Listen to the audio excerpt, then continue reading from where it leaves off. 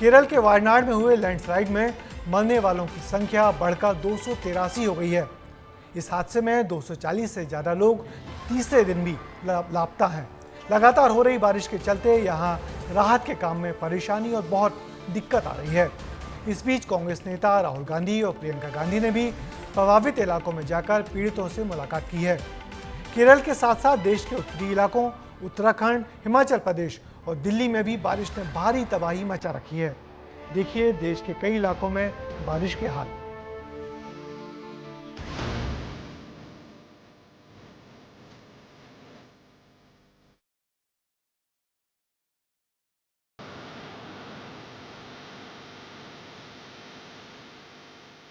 भीषण गर्मी के बाद आई बारिश अक्सर खुशहाली लाती है, लेकिन वायनाड में ये तबाही लेकर आई।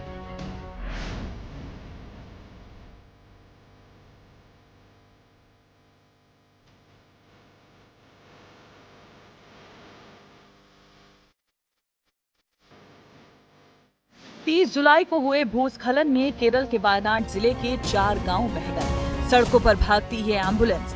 इस भीड़ को देखकर आप पता लगा सकते हैं कि त्रासदी कितनी भयानक हुई होगी। वायनाड से आ रही तस्वीरें डरा देने वाली हैं। मौत का आंकड़ा 250 से ज्यादा है। अब भी कितने लोग मलबे में फंसे हैं ये कहना मुश्किल है। खुद राहुल गांधी और प्रियंका गांधी ने यहाँ पहुंचकर जायजा लिया। इतने बड़े हादसे के बावजूद भी मुद्दे पर सियासत हो रही है। 2021 में केरला लेजिस्लेटिव असेंबली में केरला के फॉरेस्ट मिनिस्टर के राजू जी ने ये एडमिट किए कि हम वहां से एनक्रोचमेंट को, इलीगल एनक्रोचमेंट को इसलिए नहीं उठा पा रहे हैं क्योंकि रिलीजियस ऑर्गेनाइजेशन से हमें प्रेशर है। 200 lives have been lost, but there are still another 200 people who are missing. 2 villages have disappeared off the map. It's a very serious crisis. So I think we have to appreciate the value of trying to do this. चाहे भारत सरकार हो, चाहे political parties हो, समय है केरल की सरकार और केरल की जनता और विशेषकर वायनाड के लोगों के साथ चट्टान की तरह खड़ा रहने का। तस्वीरें देश की राजधानी दिल्ली की देखिए। आलम यह है कि यहाँ सड़क और तालाब में आप फर्क नहीं कर सकेंगे। जल भराव के कारण सड़कें जाम हैं। राउस कोचिंग के बेसमेंट में 3 बच्चों की जान चली गई। लेकिन इस हादसे के बाद भी प्रशासन की लापरवाही देखिए। अब भी बारिश के बाद ओल्ड राजेंद्र नगर के हाल जस के तस है। हालांकि हादसे पर न्याय की मांग करते छात्रों के हौसले बुलंद हैं। देर रात बारिश में भी इनका प्रदर्शन जारी रहा। सर बात यह है कि बारिश चाहे भले हो, लेकिन अभी आपने देखा होगा 30 मिनट की बारिश के बाद यहाँ पे पूरा फ्लड था। मतलब सेम सिचुएशन तो 27 को थी। तो अगर उस दिन ये हादसा हो सकता तो आज भी हो सकता था। दरियागंज में हैप्पी स्कूल की दीवारें ढह गईं, तो वहीं करंट लगने के बाद 22 साल के रिक्शा चालक की मौत हो गई। इसके अलावा राजधानी में बनी नई संसद की भी तस्वीर सामने आई, जहां पानी टपकते हुए दिखाई दे रहा है।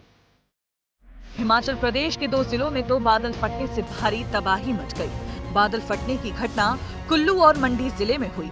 कुल्लू में कई लोग बादल फटने के बाद से लापता हैं। वहीं मंडी जिले में बादल फटने के बाद कुछ लोगों के शव बरामद हुए हैं। उत्तराखंड और हिमाचल में बादल फटने से 11 लोगों की मौत हुई है, जबकि 44 लोग लापता हैं। देश के चारों ओर तबाही का मंजर है। बात मध्य प्रदेश और छत्तीसगढ़ की करें तो मध्य प्रदेश में जुलाई से 31 दिन में 14.27 इंच बारिश हुई है। ये कोटे से 1.78 इंच ज्यादा है, यानी 14% ज्यादा पानी गिर चुका है। 7 साल में ऐसा दूसरी बार हुआ है जब जुलाई में इतना पानी गिरा हो।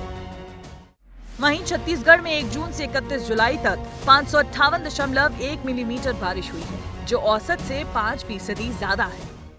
मानसून का आधा कोटा पूरा हो गया है। केरल, असम, हिमाचल, दिल्ली में जहां बाढ़ ने तबाही मचा रखी है, वहीं देश का 25% इलाका अब भी बारिश की कमी से जूझ रहा है। ब्यूरो रिपोर्ट, विस्तार न्यूज। दरअसल पिछले कुछ सालों में बारिश का पैटर्न बदला है। बारिश अब अचानक इतनी ज्यादा हो जाती है कि सारी व्यवस्थाएं ही चरमरा जाती हैं और अचानक तबाही आ जाती है, जैसा कल रात दिल्ली और 30 की रात को केरल के वायनाड में हुआ। कम समय में ही कई घंटों का पानी अचानक बरस जाता है, जिसे बादल फटना भी कहते हैं। बारिश का पूर्वानुमान तो अब 100% होने लगा है। मगर इस बादल फटने की चेतावनी कोई सिस्टम अब तक नहीं दे पा रहा है।